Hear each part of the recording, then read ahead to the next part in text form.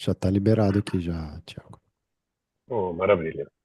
Podemos, Luiz Gustavo? Mm-hmm. Okay, guys. So we're going to start a new section of the immuno webinars. Today's we have with us Luiz Gustavo Gardinassi. Luiz Gustavo is a professor at USP Ribeirão Preto at the School of Nursery, and he's a biologist. He graduated at UNESP. He did his master's in microbiology also at UNESP São José do Rio Preto. Did his PhD at USP Ribeirão Preto at the School of Medicine there.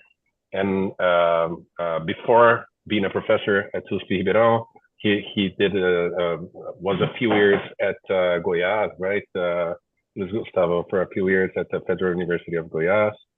And I would like to thank you very much to be around, to be able to present your work with us. Luiz Gustavo has already some extensive work with bioinformatics, on transcriptomics.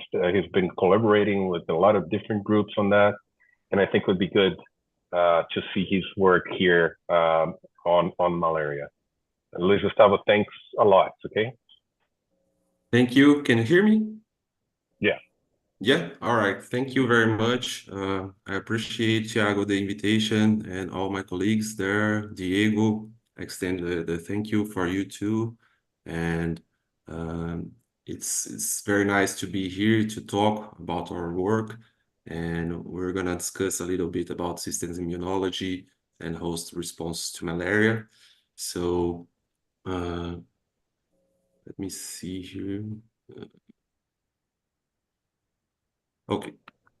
So I want to start by saying that living organisms, such as humans, and we can see that there's a hierarchical organization of the molecular layers and cellular layers, and actually from the whole individual. So we start here with genes that are gonna form molecular networks inside cells, for example. So these cells, they constitute already a biological system itself, and those cells are going to interact between each other to form, organs and systems such as the immune system, and those organs are going to cooperate and work together to form the organism.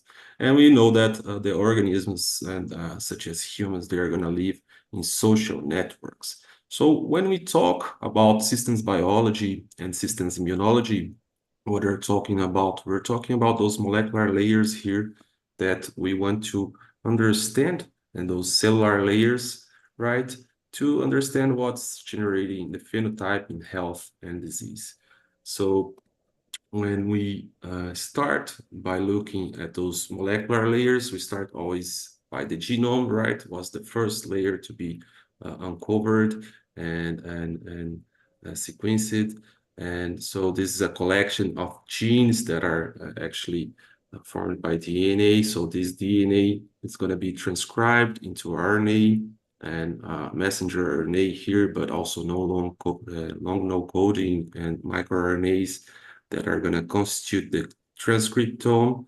And the transcriptome is actually going to be traduced, right? Translated into proteins and enzymes. So those proteins are going to operate with enzymes, and the enzymes are going to use metabolites as substrates. So the metabolites here are going to form the metabolome. And all those molecular layers, they operate together. They are working together to form, right, to generate this phenotype. So when we have environmental influences, such as an infection, we're going to have changes on those molecular layers.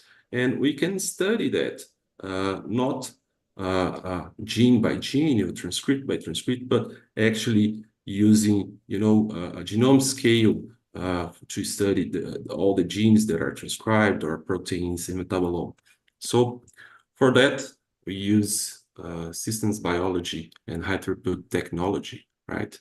and we can use DNA microarray, for example, or RNA sequencing to study nucleic acids and such as DNA and RNA.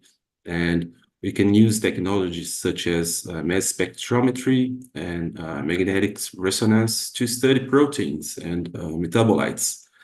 And our lab has been using those technologies such as microarray and RNA sequencing or mass spectrometry coupled to liquid chromatography to understand different molecular layers from humans and other models, as we're going to see here. And we have used those tools to study the transcriptome, the metabolome, right, to study the host response and how genes and proteins and metabolites interact in this works from our group or collaborations related to malaria. And when we talk about malaria, we can actually remember here that the infection starts with one Anopheles mosquito that is infected and is going to transmit sporozoites. So those sporozoites here, they are going to migrate to liver and infect hepatocytes, and they are going to replicate inside the hepatocytes. They're going to transform, differentiate into merozoites, and the merozoites are going to be released into the bloodstream. So when we have this release of merozoites into the bloodstream, red blood cells, they are going to infect red blood cells, and they are going to start on a sexual reproduction cycle here, and they are going to actually rupture those red blood cells and start invading new red blood cells and starting the pathology of malaria. And after a few cycles, there's gametocytes, the sexual cells that are going to emerge, and they're going to be transmitted to novel mosquitoes. So I want to emphasize this blood cycle here. That's where we have the symptoms occurring during malaria. So this rupture of red blood cells, they're going to lead to, systemic fever, headache, chills, sweating, fatigue and pain, and splenomegaly, back pain, digestory and stomach symptoms. So all those symptoms are mild symptoms of malaria, right? That can actually progress to severe disease. So severe disease includes severe anemia, severe respiratory distress, metabolic acidosis, cerebral malaria, and death. So this occurs, right? So when there's a rupture in red blood cells here, there's the release of several parasite molecules and danger-associated molecules. When we think about host and plasmodium interactions, what we're going to see is that, so when the parasites rupture red blood cells, they're going to release, the new merozoites that are going to infect new red blood cells. Hemozoin, that's going to be carrying DNA and RNA from the parasite, and actually danger-associated molecules that are going to be recognized by innate immune cells, and those innate immune cells, they're going to lead to an inflammatory response. That's an intense inflammatory response mediated by cytokine storm and activation of platelets, the endothelial cells. And here we also have the adhesion of those infected red blood cells to the endothelium. So this can cause microhemorrhage.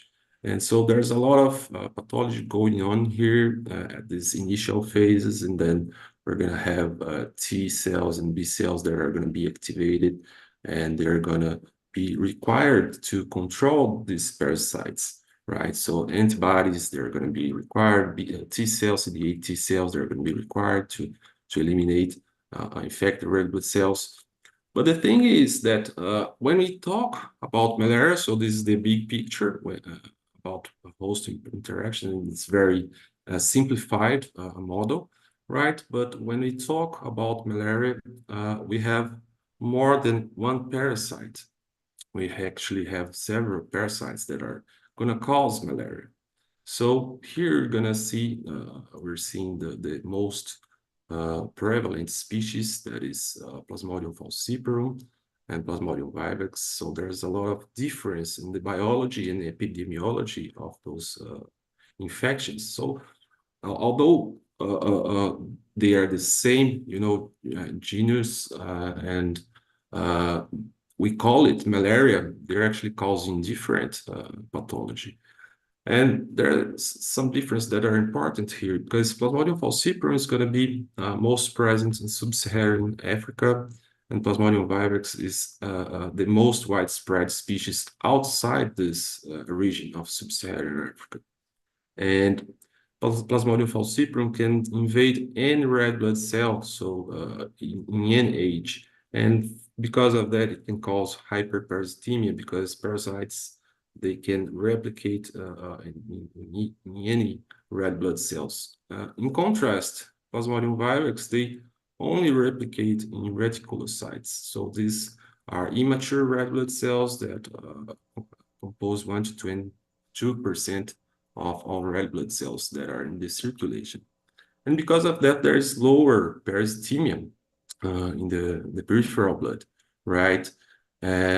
Despite of that, Plasmodium vivax was thought to be a benign infection, but it's actually can cause severe disease, mostly severe anemia, and it actually causes hypnozoite formation. That is a latent form that's going to cause new episodes of malaria after the acute infection is actually eliminated. And here, Plasmodium falciparum can sequester in capillaries or the red blood cells that when they are infected, they're going to adhere to the capillary of organs such as the brain, the lung, and other organs, and they can cause pathology such as cerebral malaria, that is the cause, the major cause of death. So there are so many differences here, and one question that emerges is the immune response for different Plasmodium parasites. Is that the same, or is this going to be different, right? So when we look at this study, they published in 2023, and here what they did, they infected volunteers, human volunteers, with Plasmodium falciparum or Plasmodium vivax, and they took blood samples before the infection, during the peak of the parasitemia, so when you're diagnosed, when parasites start appearing in the blood circulation, and after 6 days of treatment. And they measured several cytokines and other layers, but it's interesting to see that here Plasmodium vivax seems to have, to induce more interferon gamma and more CXCL9 compared to Plasmodium falciparum. But in contrast, we see that the activation of CD4 T cells during the diagnosis here, it's actually higher in Plasmodium falciparum than Plasmodium vivax. So this data, they suggest that actually the Plasmodium species is going to modulate which cells are activated and which molecules are going to be produced, and the intensity of that production. And thinking about this question, so we thought to turn our attention to this model, this non-human primate model, this rhesus monkey. And when I was in my postdoc at the Malaria Host Pathogen Interaction Center at Emory University, they infected rhesus monkey with Plasmodium courtneyi. That is a model for Plasmodium falciparum here. So Plasmodium courtneyi is going to induce the same features of the same, pathology of Plasmodium falciparum that Plasmodium falciparum does in humans. And for Plasmodium vivax, we have this simian Plasmodium, that is Plasmodium cynomolgi. So it's important to say that those species, they are actually specific for monkeys, non-human primates, and those species are specific for humans. So there is not, we can't infect with those species here. So we use those as models for to understand how the host responded to that. And those experiments were not actually performed for comparing those infections. They are actually performed to, follow those monkeys infected by 100 days here. And as you can see, they took blood samples in several different time points during these 100 days of infection. When we look at the peristhemia, so it's important to say here, the infection started with 100 sporozoites for Plasmodium cotinei, meaning that, and here 2,000 sporozoites. So as we can see here, they're going to reach the peak peristhemia at similar time points. It's between 19 and 22 days here, right? And after that, what we see is that the infections are quite different, because this one is going to chronicify, it's going to be chronic. And this one, what we are seeing here are the relapses from hypnozoites. Okay, so to compare those time points after the peak peristhemia would not be possible, because the regimens of treatment were very different. But what caught our attention was that this time point here, before infection, at the peak of peristhemia, was very comparable, right? So we thought, well, can we look what's going on here? Because although there's 100 sporozoites starting here in 2,000 sporozoites, they reach the same peristhemia. And we thought, okay, can we compare the immune response of them in these time points to see if there's a difference? So our question is, which cells and molecular pathways are mobilized in response to distinct malaria parasites? So what we're going to see here is that samples were collected before infection, and they infected with Plasmodium cotinei or Plasmodium cynomolgi, and those samples, new samples, were taken from the same monkeys at the peak of peristhemia. And they were used to measure a lot of different data, like cell blood counts and flow cytometry to measure immune cells, RNA sequencing to measure transcriptional response, and health CMS to measure the metabolome. So all of those data here that were acquired are actually public in different public databases, such as the PlasmoDB Gene Expression Omnibus, the Metabolomics Workpage, and ImmunePort. So they are actually, many of those data were pre-processed, for example, flow cytometry data. And we start looking here at the results that we wanted to compare. So when you look at white blood cells, red blood cells, and platelets in the circulation of those monkeys, we can see there's a decrease, right, of those cells over time, right? So this is actually the infection by Plasmodium cotinei. Here's by Plasmodium cynomolgi, and they are actually looking similar. So they have similar patterns of differences, and there are no other differences in monocytes or neutrophils or other cells. So what we thought is, what if we compare them directly? We normalize by the baseline levels here, and we can compare both infections. So we start by comparing the peristhemia, right? So we can see that the peristhemia, at the peak of peristhemia, there is no significant difference, although it looked like it's going to be higher here, but it's not different. And we actually don't see differences in the numbers of white blood cells, red blood cells, or platelets between the experiments. So this told us what we think. So it doesn't matter that the experiments were performed at different time points. They have really similar profiles here that can be compared, right? So that's what we started looking at flow cytometry at immune cell profiles. So we looked at different populations of cells in subpopulations, And here what we're seeing is subpopulations that were different between baseline and acute infection with Plasmodium cotunae infection. And we see that from blue to pink is going to be lower to higher numbers here. So we see there's a reduction of several cell subpopulations here, and we have an increase in this central memory CD4 T cell expressing Ki-67 positive. And when we look at the frequency of those cells in the blood, we see that there's a higher frequency of several of those T cells here, CD4 and CD8 T cells, expressing Ki-67.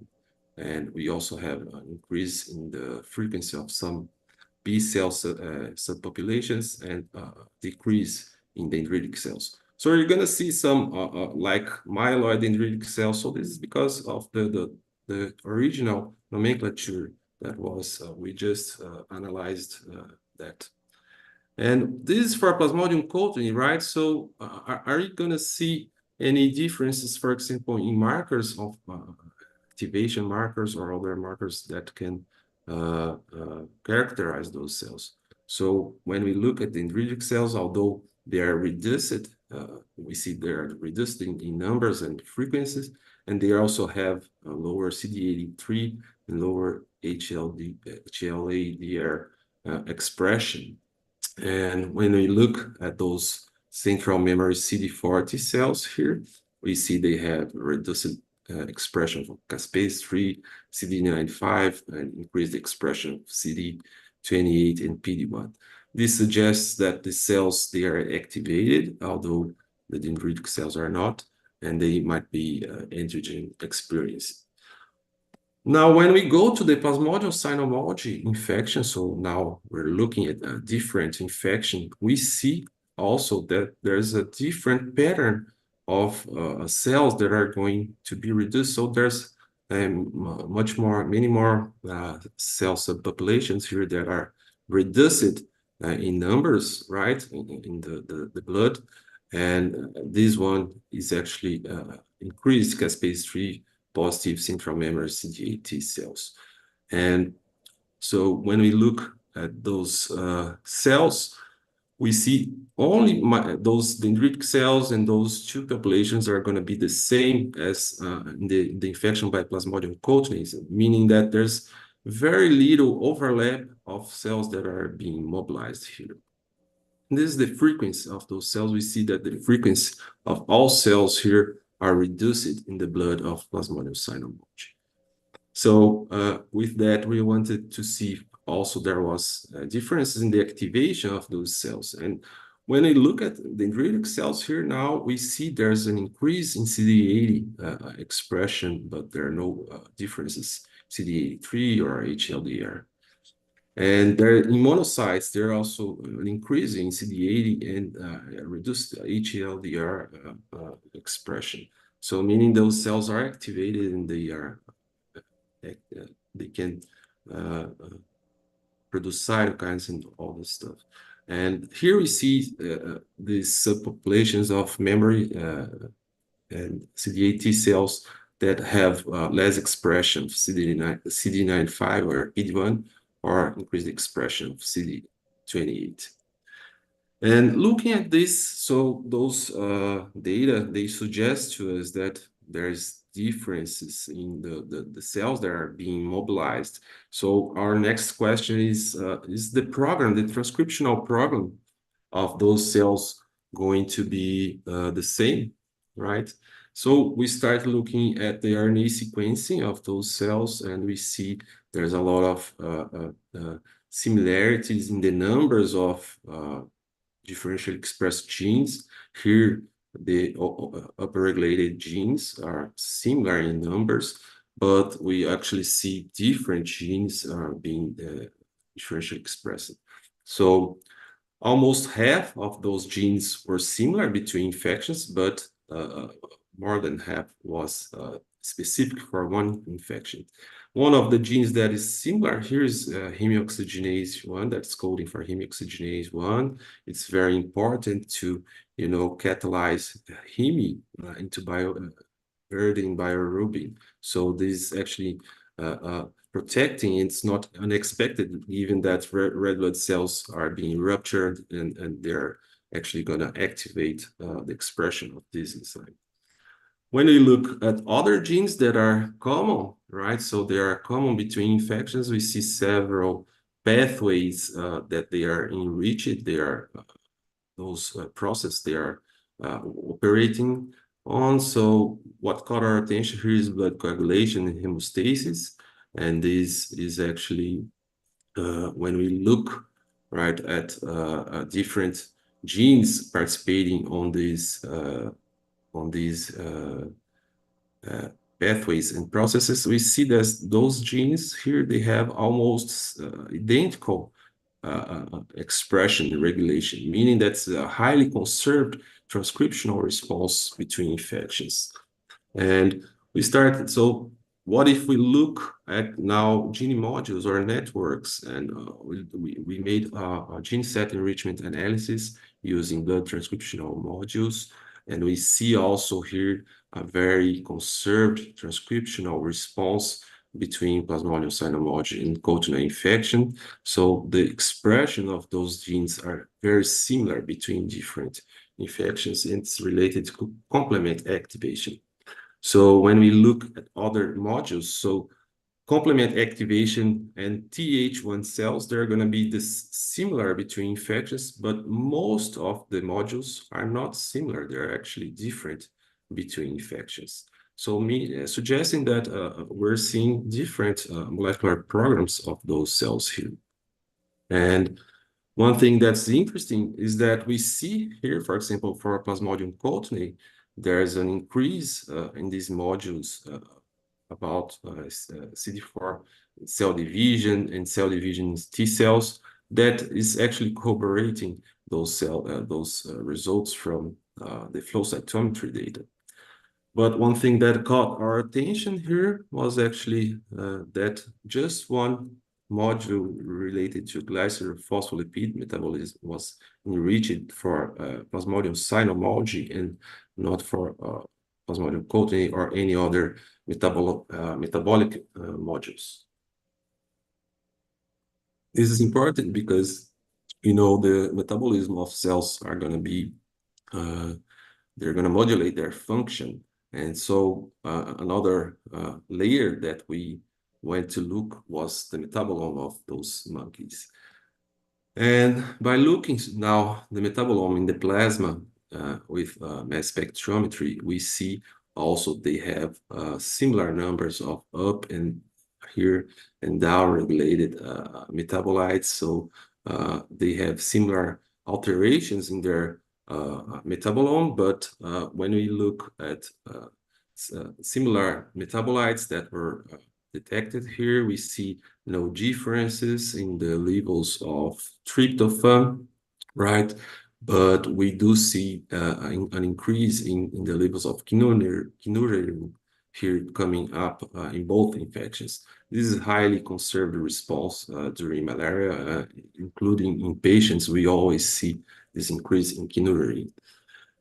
But when we look at pathways, metabolic pathways that those metabolites are enriched, we see that there's no overlap between infections here. Actually, Plasmodium cotinei was mostly related to fatty acid metabolism and carnitine shuttle here, so a lot of fatty acids.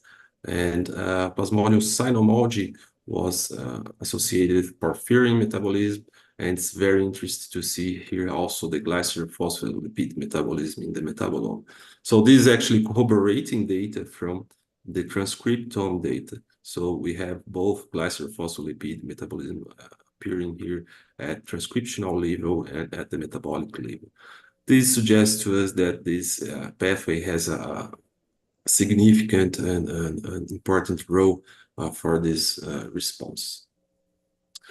And when we look at metabolites that participate on this pathway, you see increases in glycerophosphocholin and sphingosine, and we see a decrease in sphingosine 1-phosphate. This is very interesting because SMP sphingosine 1-phosphate is actually regulating, right, the entry and exit of lymphocytes from lymphoid tissues, lymphoid organs. So we know that during this time point in the infection, lymphocytes are actually going to lymphoid organs, right? So that's why we see so many subpopulations that are reduced in the blood. And this corroborates, so this reduced abundance of sphingosine 1-phosphate in the blood corroborates with this data from flow cytometry, where we see those cells are actually not in the circulation.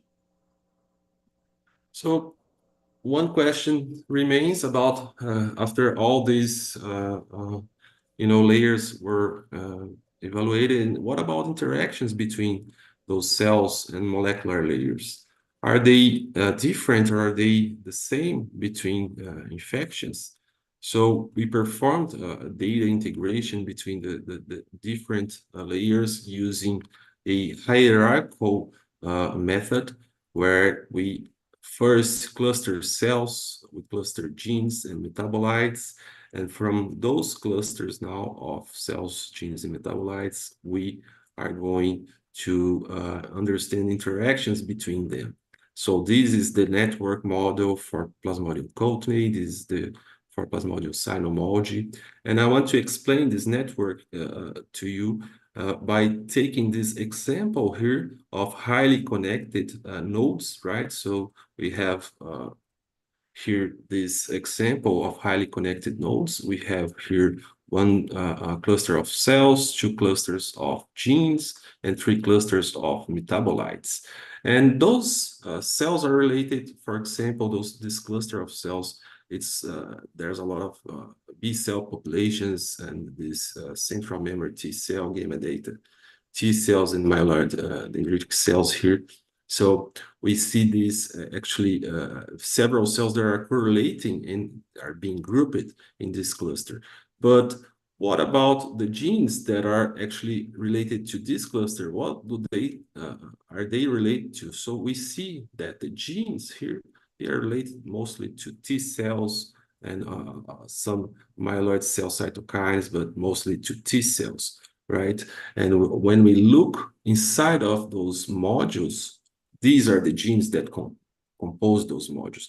So as you can see, this is a hierarchical organization here of genes that are going to be transformed in clusters and so on. So we can see, for example, a reduced expression of Fas ligand and TIGIT here, but increased, for example, expression of IL-21 receptor here in this monkeys, right? And when we look now at the metabolite clusters that are interacting with those genes and cells, we see here several clusters related. For example, M33 is related to lipids, prostaglandin, glycer phospholipid, and glycer phosphosphingolipid, and phospholipid. So it's very interesting to look at this glycer phospholipid metabolism is highlighted here because this is actually the infection for Plasmodium cotinase. And when we looked at the data separately, isolated we didn't see any enrichment. But when we integrate this data, we can see that glycer phospholipid metabolism is also operating here in this network of Plasmodium cotinase, suggesting that the data is very highly redundant, right? So although we didn't see when analyzing those layers separately, we see when they are together. And this is what we call emerging properties. Only when data are together, we can see some things that are not able to see when we evaluate them separately. So when we look at all of those, nodes and interactions between the networks, what we can conclude is that there's 2 different models here. We don't see much overlap between those nodes, those clusters, and interactions.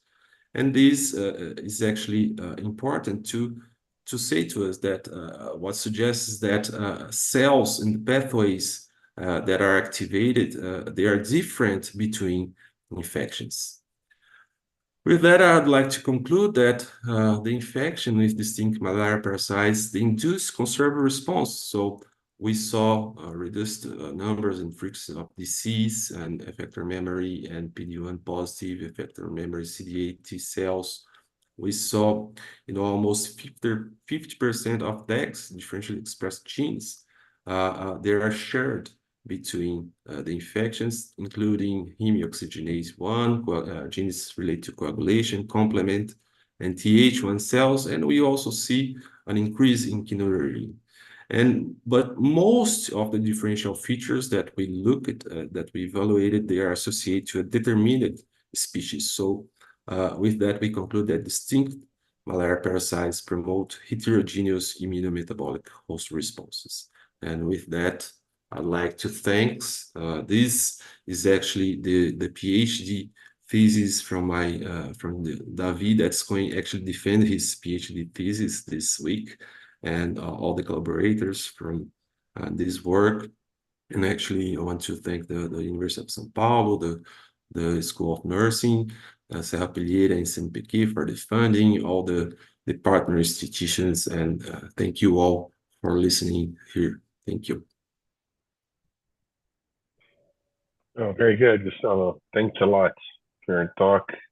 We're going to open up for questions. We usually try to start with the students. Are there any questions, comments for Gustavo, Luiz Gustavo? Oh, well, what do they think? Let me just start it off. So before we go into the immunological aspects of what you saw, there's a thing. I've done very little work with Plasmodium, and I know that there's in the field some kind of criticism between different models, right? He used simian monkey Plasmodium. Some people use mouse Plasmodium. Others like to work with the human Plasmodium, which is of course a lot harder. But I mean, my question is, how close are those models to human Plasmodium? The models you use, how close are they? Like orthology or whatever? Yeah. So that's a really interesting question, because the thing is, when we look at mouse models, for example, it's very different from the human pathology, right? So especially for Plasmodium vivax, it's very difficult to mimic what's going on with the biology of the parasite. So the thing about those monkey models is that they are better models. For example, Plasmodium cotinei, the monkeys are going to develop cerebral malaria. They're going to have hyperparasitemia. They're going to have all the same, pathological features of human Plasmodium falciparum, while the Plasmodium cynomolgus is going to be a much more better model than any other mouse model, because it also forms hypnozoites. So hypnozoites, it also is going to be, the preference is also for reticulocytes, so it's also going to be much more, similar to humans than other models, than all other animal models. So one thing that's very difficult to work with Plasmodium vivax, for example, is because you cannot infect any other animals with them. So you cannot actually grow them in the laboratory. It's very difficult too. Yeah. There are a lot of difficulties, right, between the different models. Yeah, for sure. Yeah. There are questions in Rio, Bruno?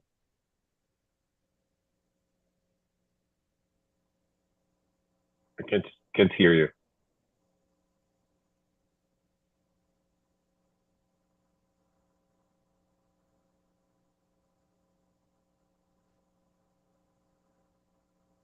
No, I can't.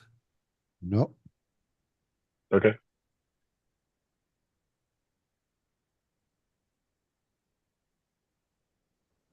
Someone else has. Yeah, sure. Someone he has problems with his microphone. Someone else has questions or comments for Luiz Gustavo? I have a question here. So Diego. All right, Diego. very nice job, man. So I am curious about the analysis that you've performed. So depending on the time point of the infection, comparing those two parasites. So one induces a chronic infection, right? The other one, you have these reactivations by Yeah. through hypnozoite. So did you pick a specific time point to do this, all of that Yeah. analysis? Did you Yeah. do you have data on different time points or something? Yeah. So we just analyzed the points before infection, right? So the baseline for the monkeys that are not going to be different in any point, and the peak of peristhemia. Because after that, there's also many other time points, but you see that those experiments, they were not made to compare those infections. So this is something that came up to us after the data was already public and everything. So what they wanted was to follow up the monkeys for 100 days. And they did those experiments separately, right? So in different days, in different settings, but in the same place there at Emory, in the same animal facility. So this is interesting because they're gonna have, a controlled environment. So what we're seeing there that is that it's only about the response to the infection, right? So we minimize any environmental contributions, any factors that can impact the expression of genes or even the metabolites. So we only analyze the time points that we could say, okay, these are comparable. That is the peak of peristhemia and before. Because after that, the animals were treated with different regimens. So when we treat them with different regimens, then the time points, then the experiment is very different between them. But until the peak of peristhemia, there is almost the same experiments, right? So the parasite is the only thing that's changing in the animals. But so that's where we focused on our analysis. Yeah, I was asking because I was curious about the memory cells, right? You saw a very interesting comparable data on memory cells. So that's why I was asking if a chronic infection compared to one that is self-limited, at least.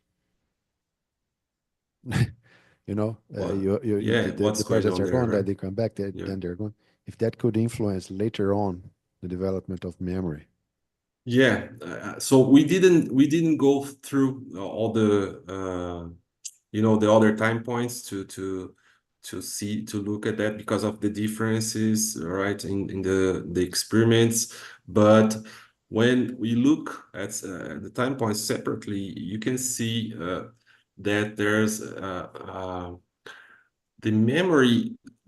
You see, there's a lot of activation of many T cells, many different clones of different populations of T cells there, but they don't really have a really good memory response, right? Because when the malaria, when you infect again, so you're going to develop the symptoms, the parasites are going to grow, and so to reach that memory, you need a lot of the whole life of infection to control. But I'm not really sure how is the response of those memory cells, after those time points. What we see is that there's a lot of difference between them, right, in the peak of peristhemia. So they have a lot of differences. What we think is this may actually be involved in their later response, for example, to form hypnozoites or to chronify the infection in different models. Yeah. Bruno, let's see if your mic. Yeah, I guess you can hear me now. All right. Yeah. I'm very sorry about that. I don't know what happened here. The onboard mic did not work. But thank you, Luiz Gustavo, for a very exciting talk. It was really, really very interesting. But I have absolutely no knowledge about the model of malaria infection in lower primates. And I was wondering first, one is that your data is very homogeneous. You see all the data points. They are very nicely grouped, showing that the response of your animals was also very homogeneous. And it's really not what happened with the human population, right? So we have a much wider spread of response and symptoms. And so how sick were these animals? How do they compare with human patients? If they were human patients, they were very sick. They were like really about to bite the dust, or they were patients that were fully recover without any problems. And also based also on this question, when you showed that the prostaglandin metabolites were elevated, was clearly it's like 3 logs higher. Is where these prostaglandins are coming from, and are these febrile response that you actually are measuring as these prostaglandins metabolites? Thank you for the question. And so the monkeys, first responding about the models. So they're gonna have the same features, febrile disease, and actually those data for clinical parameters are already published for both of the experiments, right? So that's why we don't go much on the phenotype of the model or that all those stuff, because it has already been published. So yeah, they have fever, they have if you don't treat them, they can develop cerebral malaria. They have all the features that would happen with a patient, right, if you leave the patient untreated. But here we are looking at a mild infection. If you're gonna compare with patients, right, we're looking at patients that have a mild infection.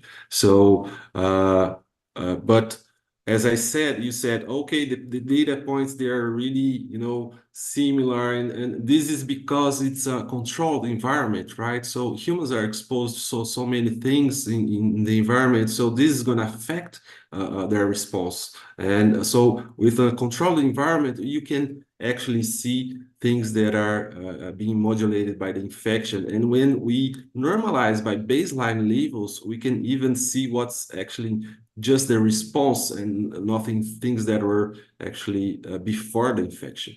So we have all those controls and things. And about the what you said about the prostaglandins and arachidonic acid, this is something that we have been seeing in our data sets from metabolomics. And so this is actually during the acute, right? So when people have the symptoms, and this is actually something that is related to the febrile symptoms of malaria, right? So yeah. Right. And just one final question for me. How these findings that you got from the Rhesus model, they compare with the human patients? Are the same kind of pathways that are activated? These actually reproduces the disease that we have in human patients. Yeah, so this is an interesting question, because that's why we look at those models, right? So you can try to understand better what's going on in the human. And we do see a lot of things that are common. For example, the kynurenine response that's going up in both models. This is already classic in malaria, in human malaria. So we already know this is going to happen every time, independent of the parasite, in Vivax, in Plasmodium falciparum. But it's interesting because of the cell, for example, the cell populations, are those going to be the same? So this is something that is difficult to respond, because even the markers to identify the cells are somewhat different in monkeys. Okay, so but what we see is that, for example, in the Plasmodium cotonae, that's more related to, so it's mimicking Plasmodium falciparum, we do see more CD4 T cell response. You know, the frequency was elevated in this, what didn't happen in the Plasmodium cynomolgi. And the cynomolgi, we see CD8 T cells are being more modulated.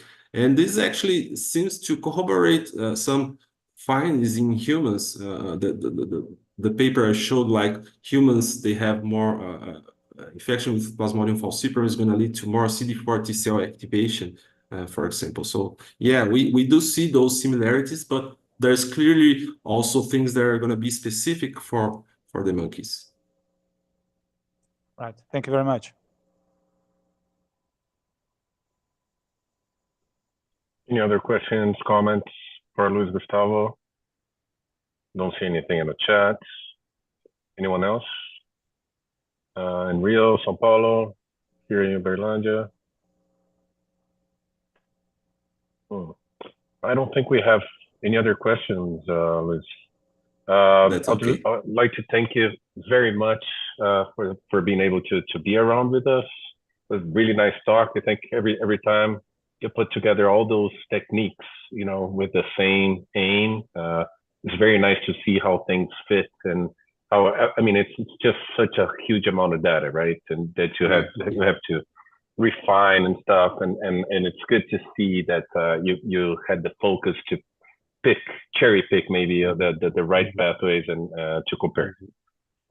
Thank you very much, Luiz. I appreciate, Thiago. This is a really good opportunity for me, so I'm available anytime, and I'm gonna, when we have something here, I'm gonna call you guys too, right? Okay, thank you. Okay, guys, bye-bye. Wonderful, thank you. See you guys next week. See you guys next week. Thank Bye-bye. you.